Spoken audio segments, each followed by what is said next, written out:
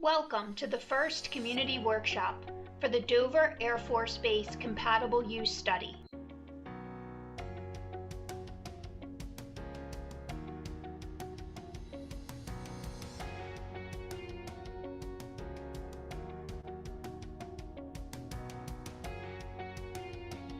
You are currently viewing a slideshow with instructions on how to participate in today's workshop.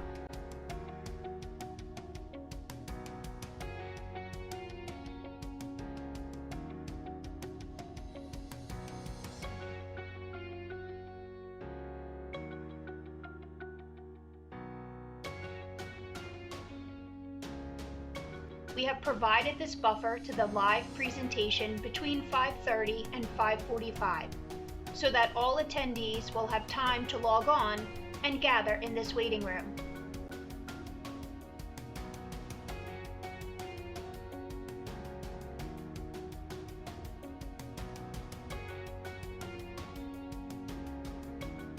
There will be a live presentation at 5:45, followed by a live question and answer session.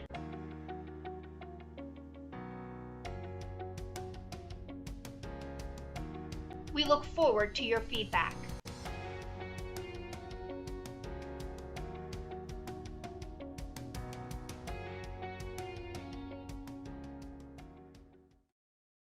Welcome to the first community workshop for the Dover Air Force Base Compatible Use Study.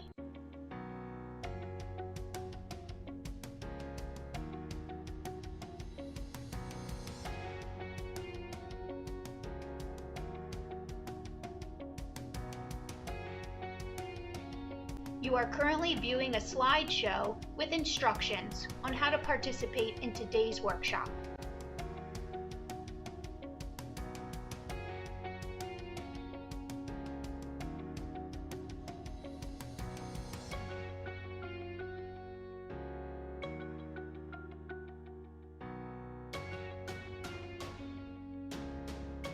We have provided this buffer to the live presentation between 5:30 and 5:45 so that all attendees will have time to log on and gather in this waiting room.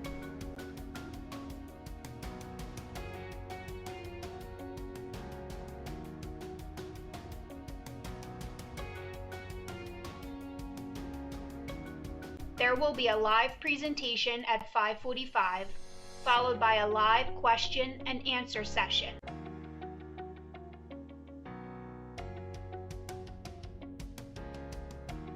We look forward to your feedback.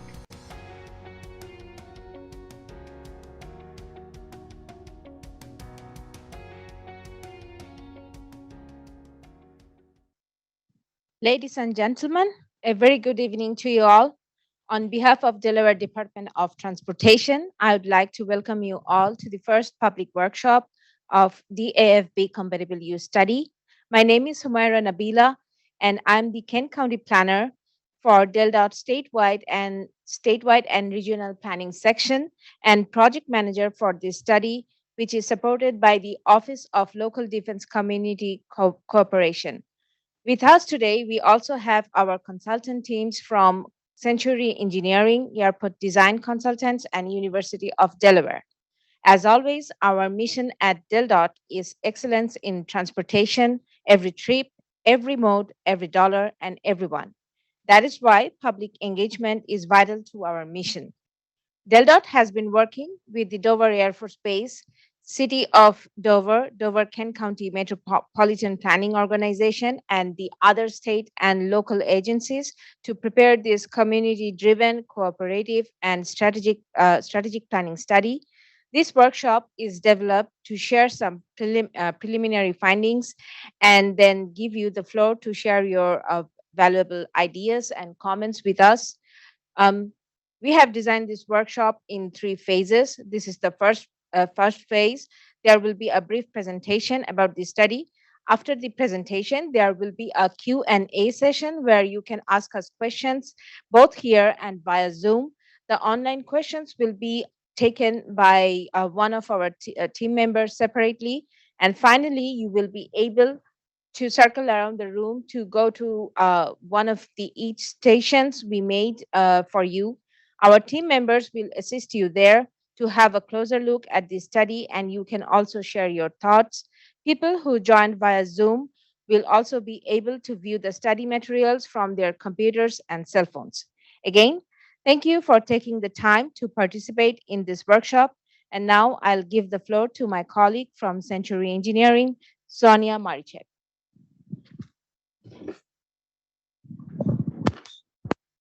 Thank you, Nabila. So I want to take you through this evening at our public workshop, introduce the project, go over the project background, talk about the purpose and goals, as well as our project team. We'll go over the schedule, our data collection efforts, as well as next steps. And then at the end of our workshop, we will break out into breakout sessions so that you can look through our data collection effort in a more in-depth manner. A little background about our study. So this is through a program through the Department of Defense, who awarded DelDOT grant funding through the Office of Local Defense Community Cooperation. This funding the study began last October, and it will examine the surrounding areas around the Dover Air Force Base. So we want to look at the existing land uses around the Dover Air Force Base, as well as future land uses and how they coordinate with each other. This study will build on the Air Installations Compatible Use Zones study. As you can see here in the picture, the blue circle is generally our study area. It is a 5-mile radius around the Dover Air Force Base. It includes the Dover Air Force Base and Kent County, including portions of Dover, Camden, Wyoming, Magnolia, Frederica, and Bowers. So the purpose of this study is to look at compatible uses for the land use surrounding the Dover Air Force Base. Military installations take a vital role in our nation's national defense. They support the military testing, training, and support operations.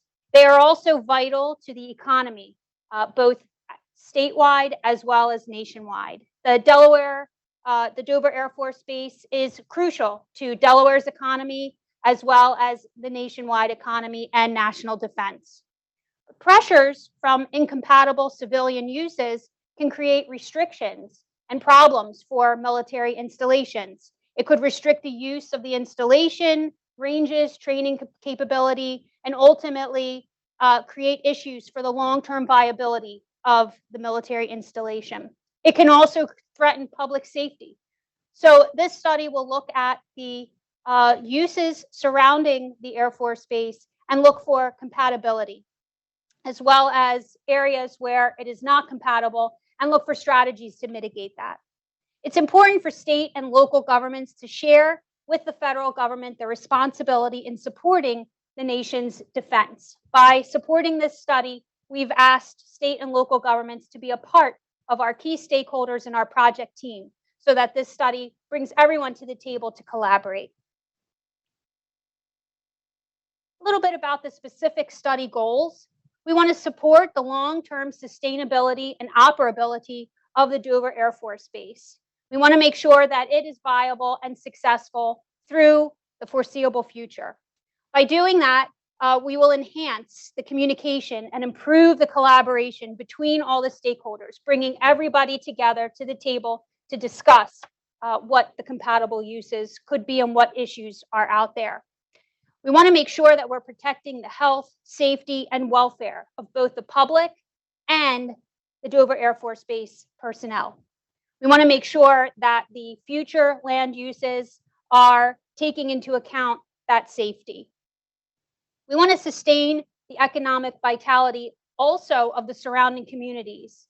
The surrounding communities are very important to the economic success of the state of Delaware, and so we want to make sure that they are also part of this study. We want to identify potential issues with compatibility and implementation strategies. And all along our study, we will engage and inform the public. All of our meetings are open to the public. We have created a web page so that you can follow along as the study progresses, and I'll show you that in a few slides. We want to hear from you. It's very important to us that we hear your feedback and have a chance to answer your questions. So a little bit about our project team. It is comprised of members from the Department of Defense, the Dover Air Force Base, DelDOT, the University of Delaware, Century Engineering, and Airport Design Consultants. Together, we form the Project Management Committee that works with the key stakeholders who have been identified: the City of Dover, Kent County, DENREC, Office of State Planning, Homeland Security, and the Dover-Kent County MPO. When we began this study, we discussed having working groups so that we had key stakeholders all throughout the study advising the Project Management Committee. We developed two committees. The first is the Policy Committee. You can see the members shown here as well as the agencies. They're represented by leaders of these agencies who have regulatory authority. They participate in the process by guiding the project management team. They will provide input on conflict resolution strategies, support the final implementation of those strategies, and ultimately will adopt our plan and implement it into the future. We also have a technical committee. They will serve as advisors throughout the study. From data gathering to the public outreach, the technical committee will be involved throughout the study. They will help identify conflicts, policies, programs, and strategies to help remedy those conflicts. Ultimately, when the draft plan is prepared, they will review that plan, provide feedback, and then ultimately that final plan will go to the policy committee for adoption and implementation. A little bit about the study timeline. So as I said, we started last October, and we've been doing data gathering efforts since then. The base, we had a base installation tour in April, so we were able to board a bus and ride around the entire perimeter of the Dover Air Force Base. This was a very interesting trip. We were able to see the size and magnitude of the base, but also see from that perspective how the adjacent land uses could affect the Air Force Base. We are here at the public workshop. This is our first public workshop. We want to introduce the project to you and also go over our data gathering efforts. It's important to us to hear from you throughout the process. And so this is our first formal meeting with you with this public workshop. Kind of our very next steps, we'll be doing stakeholder interviews and conflict identification. I'll get into that in a few slides. And then back out into the fall, we'll come back to you with a full day charrette in September. That will be to discuss the adjacent borrow pits and their future land use. And then we'll come with a second public workshop in November. And that workshop will present all of the information that we have developed and prepared, including the issues, challenges, and resolutions and mitigating strategies for those. We'll wrap up this study at the end of December, and then it will move into a phase to begin implementation. So as I said, the beginning part of this study has been data collection. We've collected a tremendous amount of data, and I want to thank all the technical and policy committee members who have helped us gather this data. They were instrumental in us receiving that information and being able to catalog it. So we put it all together into a GIS web-based map. And so it's a very interactive map where you can move around and zoom in and out and look at all the different data sets. And as the second phase to our workshop tonight, we will take you through all of that data. Right now, I'm going to give you kind of a 10,000 foot view. I'm just going to glaze over what the data sets are and a little bit about each one. So I divided up all the data into main categories or main components just to help it with it not being so cumbersome to present in this format. But you will see all of the data if you stay around for our second part of the workshop. So we have land use and zoning. It's very important for us to know what's the existing zoning, the existing land use that's currently out there, as well as all the approved future zoning. The potential incoming development. So, what growth and development is planned? What plans are in for review? What projects does DelDOT have in their long-term plan that are coming out, as well as MPO and DelDOT planning studies. So most studies have a series of recommendations, whether they're short, mid, and long-term recommendations, and those generally, once they get funding, move forward and become projects. So we want to look at how those projects could affect the Air Force Base. And then we're also going to show you population forecasts and trends. Where are the future growth anticipated areas for municipalities and things like that. We have information on all the transportation corridors. So we looked at shipping, busing, rail, pipelines, bicycle networks, as well as information on the base operation itself. Where are their security zones, their safe zones, their accident zones, and then the environmental and natural resources. Where is their flooding? Where are their wetlands? Where are there areas that are sensitive? And then we're going to take a look at the regulatory requirements. So there are some policies already in place that have some regulations and some stipulations for land use around the base. There's the SR1 corridor capacity program. There's ag preservation. There's some easements, some ordinances. So as part of this study, we're going to review all of those and see if any need to be revised, replaced, or added to. So with DelDOT, we created a web page that has information for the public to be able to follow this project as it develops. And so I'm going to take you to that web page.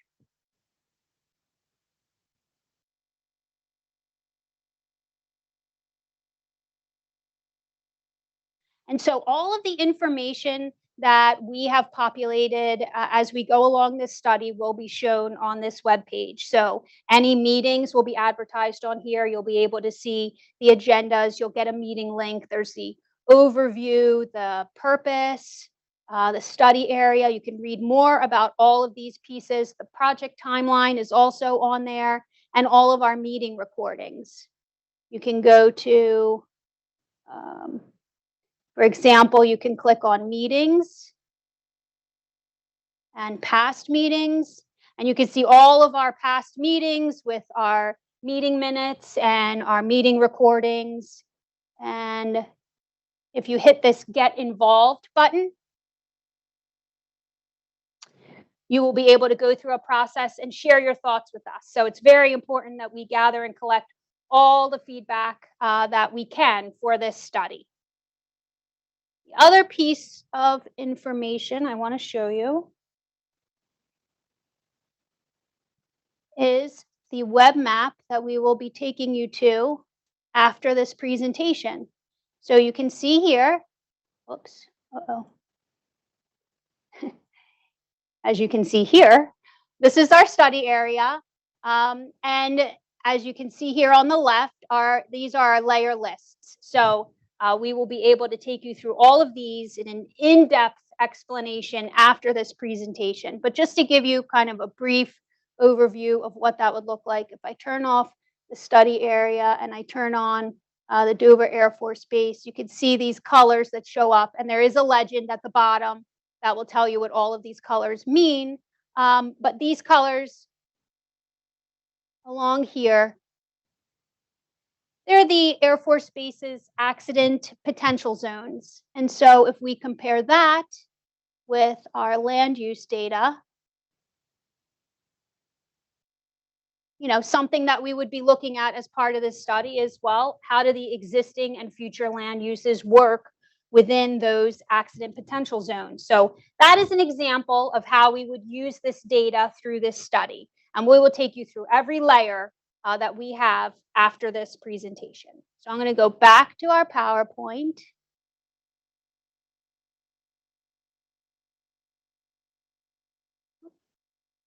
And we'll go back to our next step. So very soon upcoming, we're going to start our stakeholder interviews. That will happen late spring. And then this summer, we will use that data to start working on our conflict identification. We'll do the charrette for the Barrow Pit in September. And before that, in August, we'll start working on mitigation strategies. Then we will bring all this information back out to you in November and finalize the report for the end of the year. So the stakeholder interviews we've identified as part of this study key stakeholders, for example, elected officials, state and local government, agencies, military personnel. We will be interviewing them to identify what are their conflicts, what are their concerns, what are the challenges, what are things that are already working, and start formulating a list of all the conflicts that then, as we go through the summer, we will start working on strategies to mitigate those, because there are the uses that are compatible with the Air Force Base, but then there are the outside of the Air Force Base growth and development opportunities with their needs. And so we want to blend those together. We will present all of our data to the technical and policy committees, as well as the public, and we will publish all of our information on our website as well. So with that, I will take any questions that our attendees have. So the format for our next session, bear with us, we will need a minute or two to get it set up, but we will have, for those of you on Zoom, you do not need to touch anything, you do not need to click anything, it will be automatic. We will have a moderator come on to our Zoom meeting, and the moderator will walk you through all of the data in the maps and answer the questions that you have, and also take in any feedback. And at the end of that, you will be able to exit Zoom and provide your feedback and your questions. Those of you who are live, you can circle through the room and be taken through all of the maps on the TV screens that we have here. So for those of you on Zoom, hold tight another minute or two. We will get the moderator on for you, and you will be able to go through all of the maps. Thank you very much.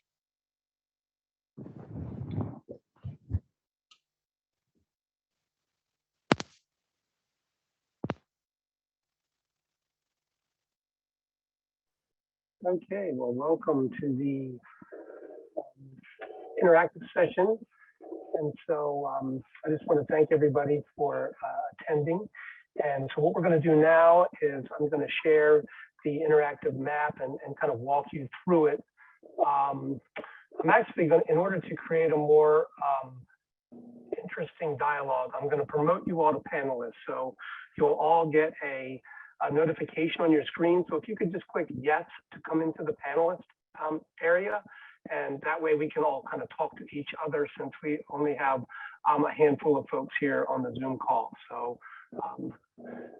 I will promote everybody, and if you want to come on in.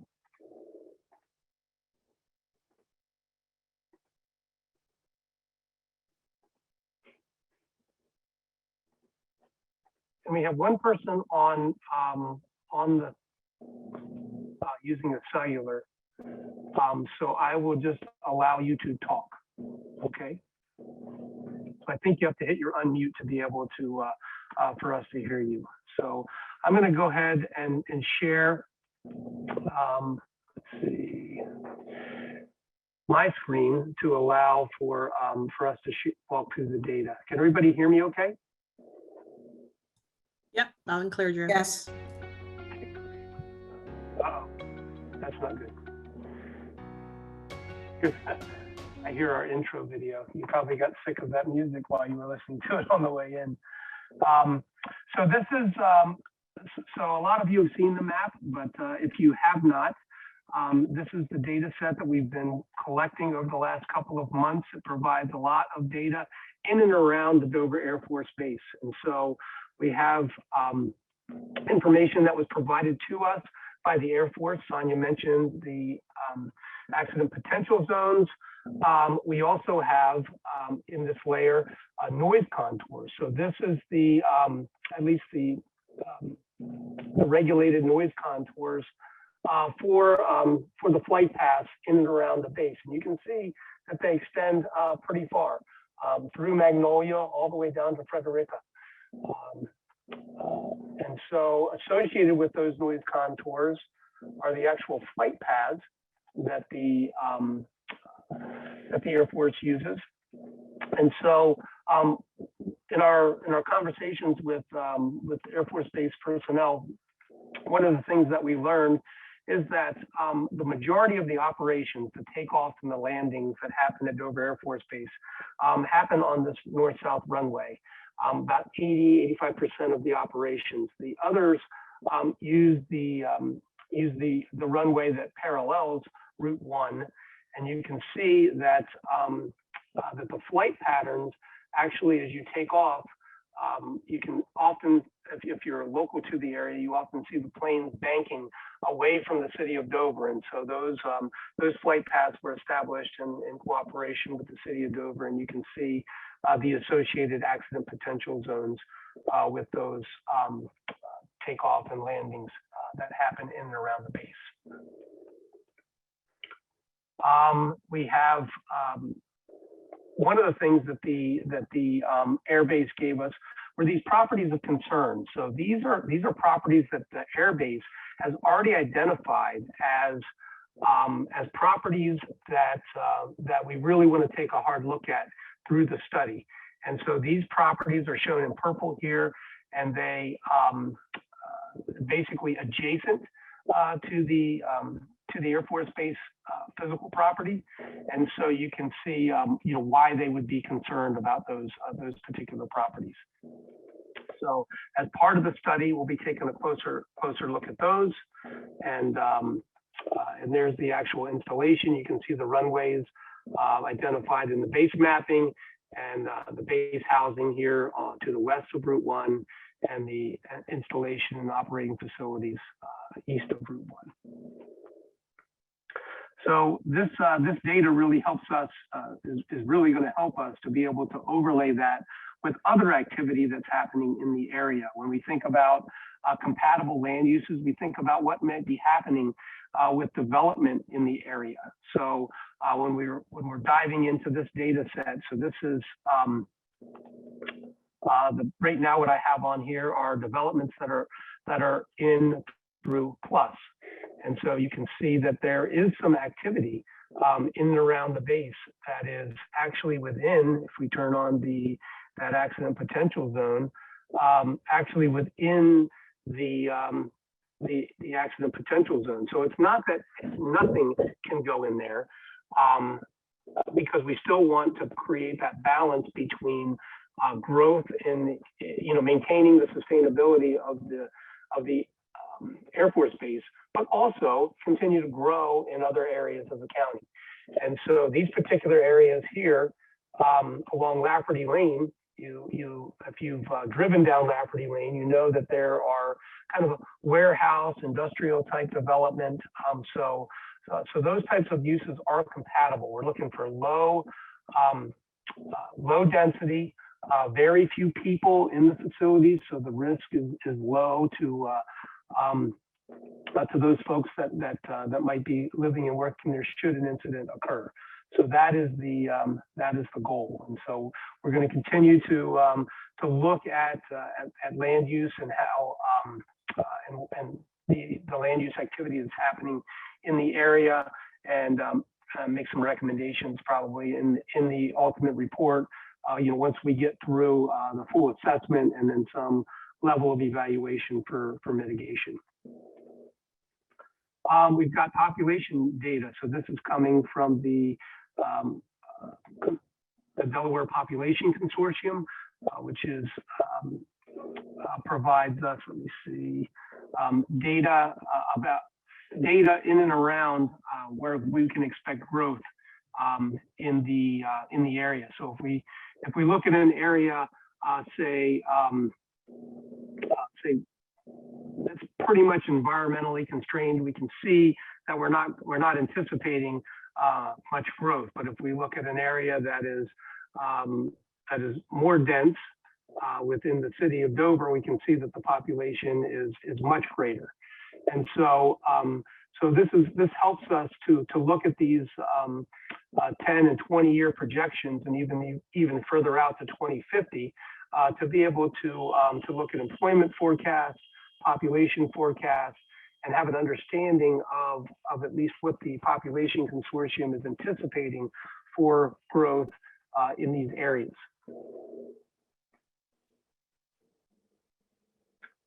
that's a pretty robust data set. One thing that you'll notice, sorry. All right, any questions so far from anybody that's on? Rather almost just be a dialogue. Everybody's muted.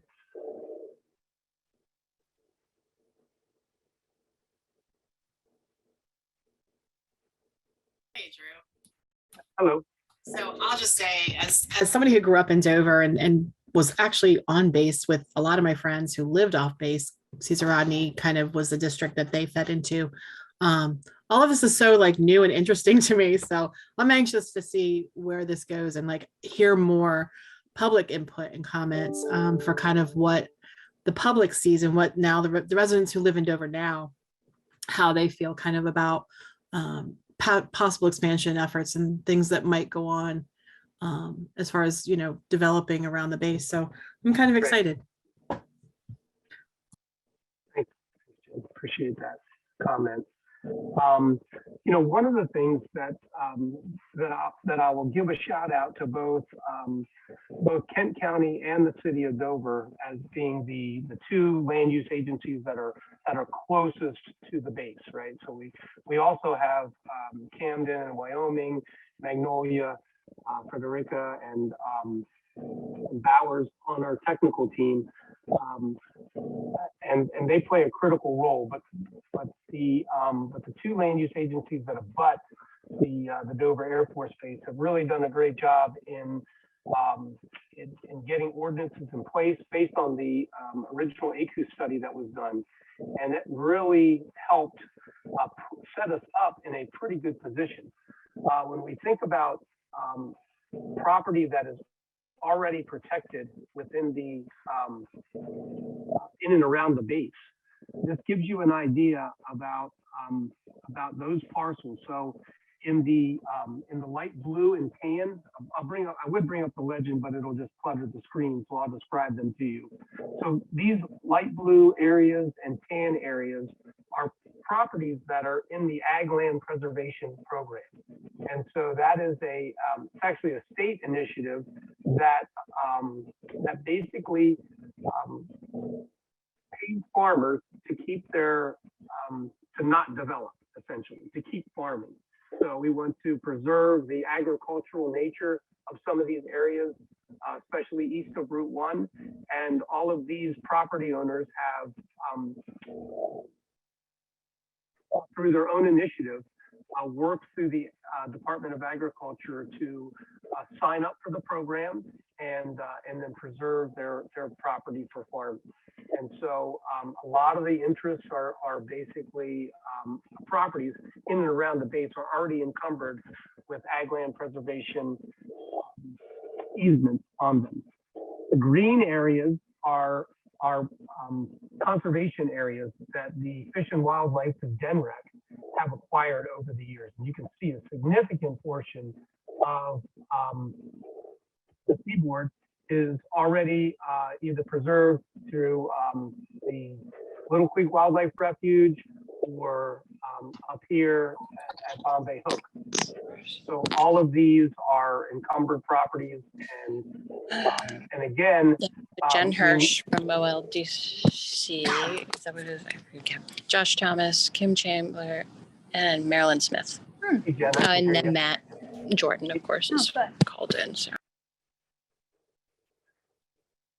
So in the teal color here, these are properties that the Delaware Department of Transportation has purchased the development rights on. So you can see that these are critical to the operations of the airport when we think about the APZ and when we think about other properties of interest. So currently, this lighter purple, the Dover Air Force Base already has an easement on that property. And then DelDOT has the easements on these properties that are keeping them from developing. But we want to make sure that we have all things covered, and I'll share a story with you because there was a developer that wanted to come in. It was a solar developer. And so he was working with the property owner, and they were pursuing developing several of these fields with solar panels that may or may not have been compatible with the operations of the Dover Air Force Base. They have since withdrawn their pursuit, I guess, of that land use activity. They had an application into Plus and just recently withdrew it, and so which is a good thing because that gives us time to look at these parcels, look at the existing easements, and make sure that it covers everything that we need it to cover. So you know, history is a great way to learn. and you think that you've got the most perfect ordinance written until somebody comes and wants to propose something that's completely within the ordinance, but that you really don't want. So those are some of the things that we're trying to work on as we work with our partners through this study. So those are the protected interests. When we think about the transportation map, we've got, let me turn off the center line here because most of the roads are already on. What you see here are let me turn the center line back on. So these are the DelDOT maintained roadways and the city streets. So these are roads that are maintained by DelDOT, by the city, and some private pieces of roadway. So that's what's in and around the area in red. And the bus routes, we have a couple bus routes that run up and down Route 1. We do serve the base. We do serve Route 10, and so that's critical that we maintain those bus routes in order to create some an opportunity for the airmen to be able to get into the community and without having to have a car. Another thing that's highlighted here is the when we think about transportation, it's not only cars and bikes and walkers, but also fluids and electricity. We can think about all those things as transmission, transportation. And so what we've shown here in this green line is the fuel supply line that comes off of the Port Mahon Road. There's some storage tanks up here. And so why this is important is the fuel depot is actually here. So a tanker comes with jet fuel. It gets pumped to these holding tanks, and then from the holding tanks, it goes to the airbase. And so one of the things that's happening is we're having a lot of through climate change, a lot more surge on the banks of Port Mahon Road. And oftentimes the road is inundated with water. And so that jeopardizes or puts at risk this whole operation. And so it's a key piece of what we're going to be looking at through the study to see how we can fortify and make sure that the air base is supplied with a sustainable fuel source. If all of this fuel were to be delivered to the base via a tractor trailer, we would, the trucks on the road would increase significantly. And so I don't have a number to put on it, but being able to utilize the tanker and the nautical waterway to be able to deliver fuel is the most efficient way to do that, and we want to be able to maintain that.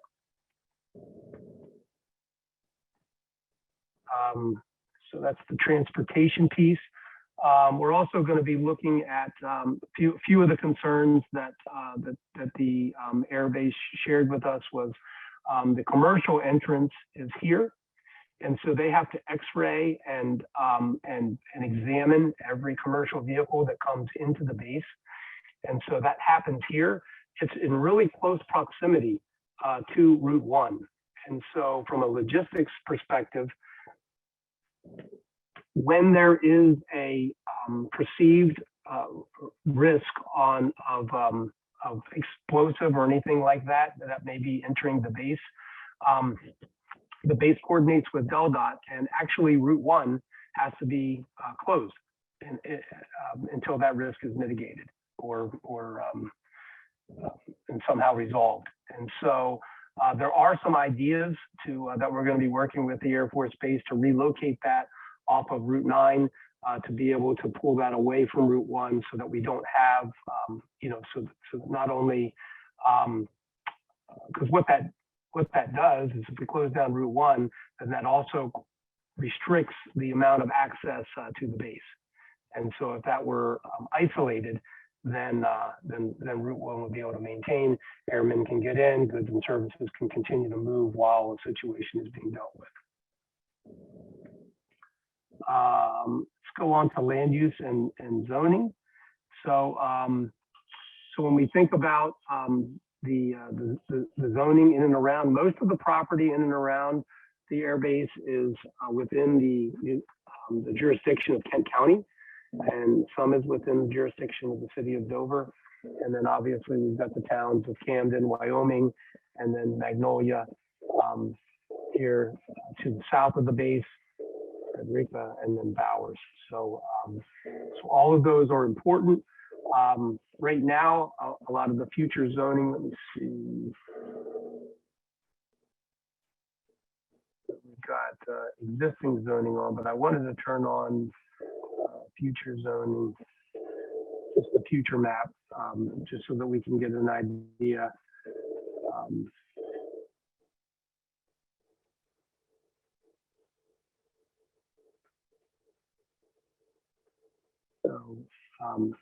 So one of the things, the city of Dover has some annexation plans, and so you can see that those areas of annexation are within, the APZ, are within the APZ, and and we're looking for, we want to make sure that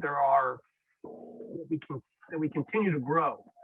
We've got to keep that at the forefront of our mind, trying to find that balance between preserving and sustainability of the Dover Air Force Base while continuing to grow. One opportunity that we might look at as part of the charrette is this piece here, kind of in the V of the APZ. If you look here, there's an area of possible growth that the city is looking at, as well as the county, that would actually be tied to the Air Force Base. So we're thinking about they're thinking about uses that are compatible with the land use that would be able to leverage the flying facilities of the Dover Air Force Base and the Civil Air Terminal, which is an interface between civilian operations being able to utilize the military runways, and then once they land, they exit the military right-of-way and enter into private civilian areas, which then can be used to support services that would support the Dover Air Force Base mission, or you can think about aircraft repair. You can think about innovation parks and things that would that could basically leverage Department of Defense contracts for development of things that would be a nexus to the Dover Air Force Base. So all kinds of opportunities there, and so we want to make sure that we take a really close look at those future annexation areas and really set ourselves up for success, both for growth from the county and city perspective, and also sustainability from the Dover Air Force perspective. Any questions on land use? I'll just show you real quickly what's, go ahead, I heard something.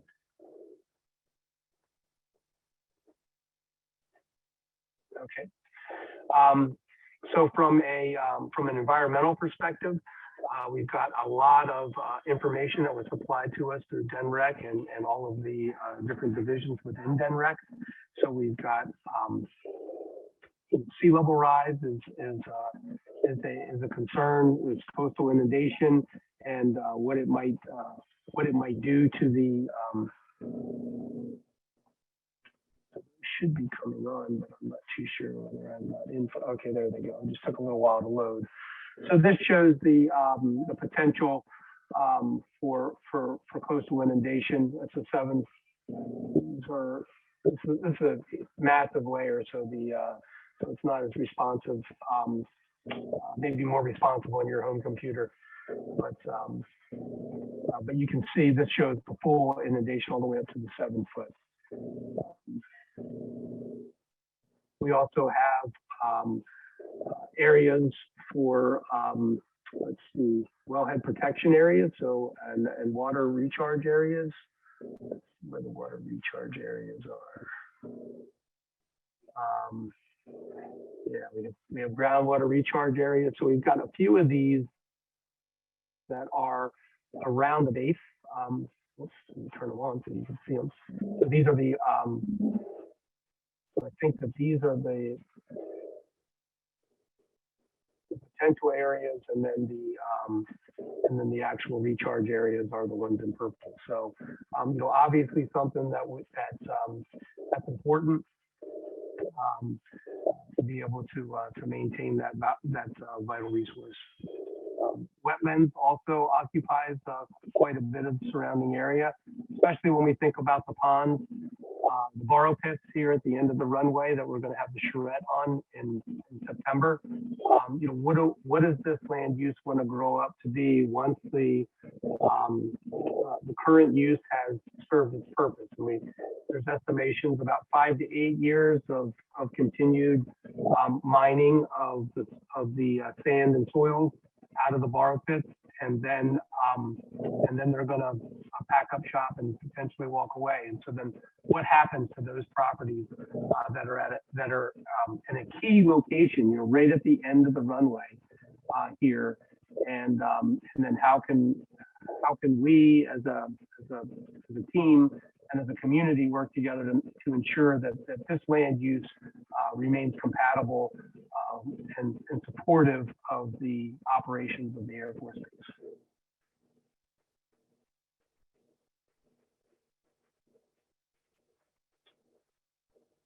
So that's about all I had for the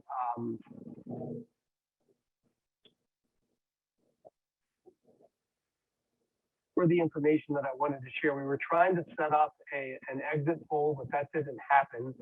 Sonia said that when you exit the interview, you'll be able to do a exit interview. So I'm going to launch it. We actually set them up as polls. So I'm going to quickly go through a series of polls here.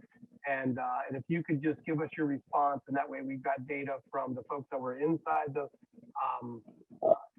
here at DelDOT, inside in person at the meeting, and folks that were on the Zoom meeting. So let's see. So I'm going to go ahead and launch this poll. I think that there's a series of just 6 questions. So if you can walk through them, please, and just toggle your answer. So the first one is, based on the information provided, do you have a better understanding of the goals and objectives of the study? Is there information that was not presented that should have been? And then number 3 was to try to get your idea on where you think is the greatest threat to the sustainability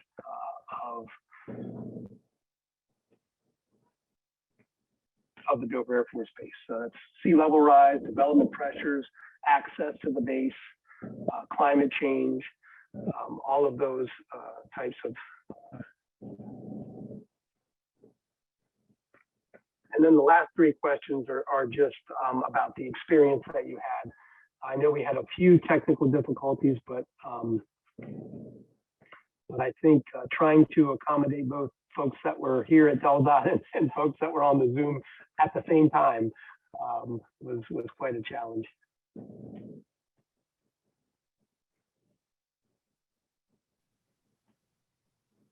Hey, Drew, it's Josh. Can you hear me okay?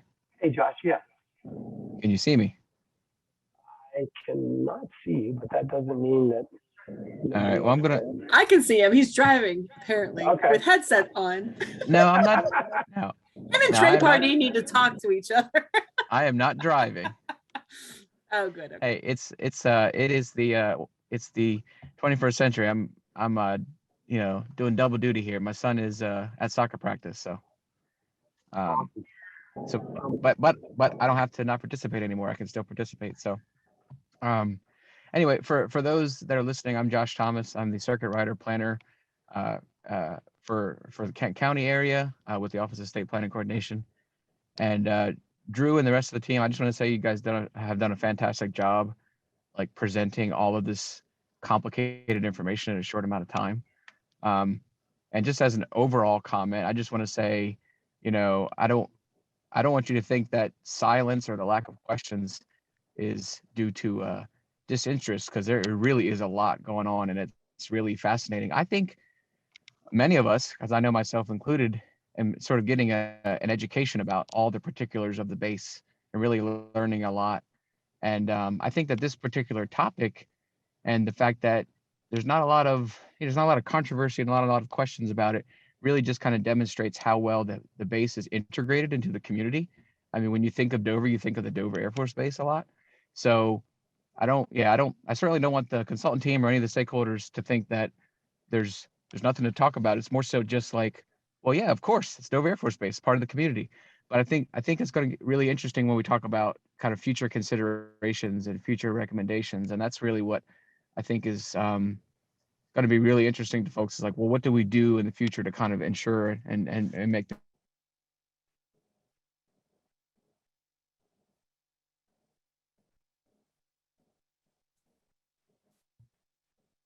I think we, thought about tour. oh, there we go. And when we went on the tour, it really made us think, like, what, how are we going to have uses for the Burrow Pit area when it's kind of isolated from the base with Route 1. So just a lot to think about there. And I want to thank you guys for putting the time in. Yeah, appreciate that, Josh.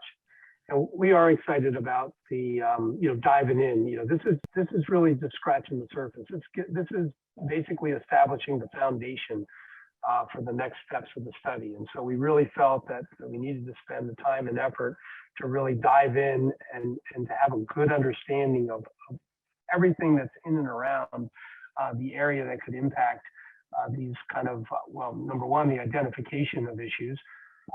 And number two, as we get to the next phase of conflict resolution. So it's really building on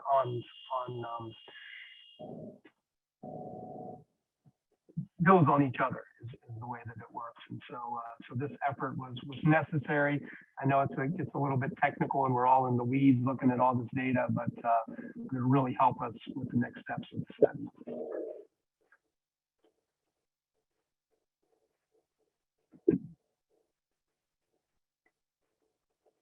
Any other questions or comments from folks that are online?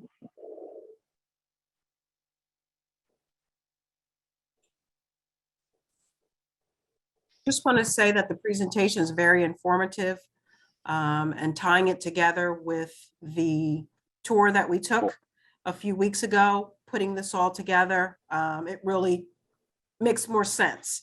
And I can see the practicability of it all and what we're trying to do.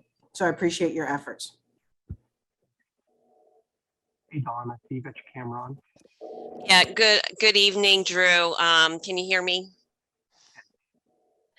So again, thank you for all the work and efforts, and thank you for the shout out to both the city of Dover and Kent County for the efforts that we've already taken with our ordinances in regards to this area. Certainly the solar question is a key one that I hope this group delves into. Because it's, those next steps with technology and how do we appropriately plan for and accommodate those types of facilities in our community.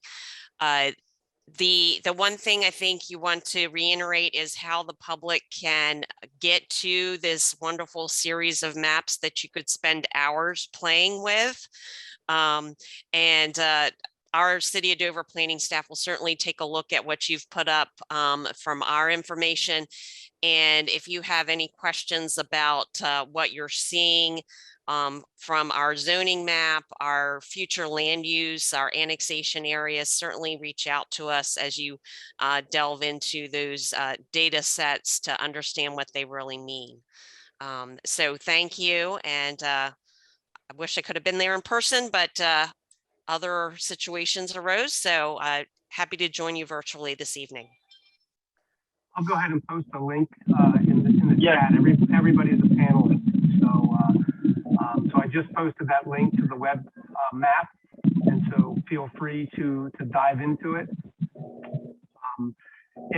Dawn, it will be posted. The link will be posted on the website. So we were doing a few last minute tweaks. We wanted to make sure that it was well polished before we send it out to the public. And I still need to add a small splash screen with instructions on like how to get the legend and how to control more of the layers, because it is very technical and can sometimes be a little bit tricky to navigate. But feel free to share the link, and we'll augment the web, because it's a web map.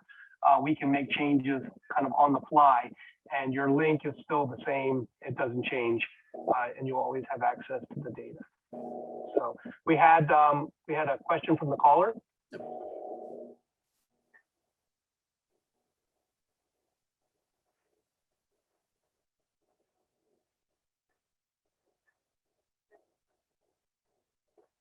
I'm not hearing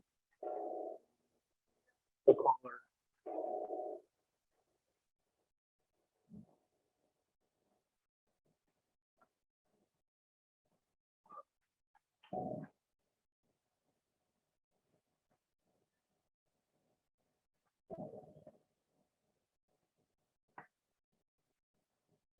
Jen, I got a lot of things going on. Can you help me? I think with the caller may have dropped off. It looks like they dropped off, Drew. Okay, that's what I saw. Okay. So hopefully they'll be able to, access the website and so the website. Hopefully everybody's been there. It's if you don't have it saved as a URL, you can easily type in DelDOT and DAFB. For Dover Air Force Base, and it'll be the first link that you come to with a simple Google search.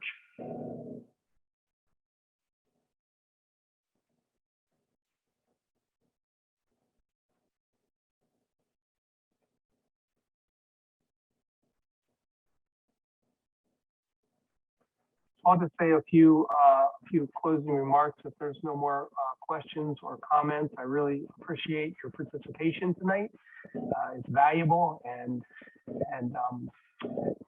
again, most of you are partners with us, so I just want to extend some additional gratitude for the efforts that everybody put in to be able to get the study to the point where it is. And I'm looking forward to working with you as we dive deeper into issue identification, conflict resolution, and work on the charrette to identify where we might be in the future with that borrow pit at the end of the runway there. So with that, I don't want to hold you on the Zoom. If there's no more questions or comments, feel free to exit. We're probably going to hang on, keep the Zoom meeting open just in case we have some latecomers to the meeting, since we were advertised until 7:30. So I just appreciate everybody's attendance, and thank you so much for jumping on. In Josh's case, multitasking with a soccer game. And actually, I'm going to hop off, Drew, if you're okay. It looks like you've got Todd and Nabila on here with you, and Jen from U of D. Okay, great. Have a great night. Thank you so much. You guys did a great job.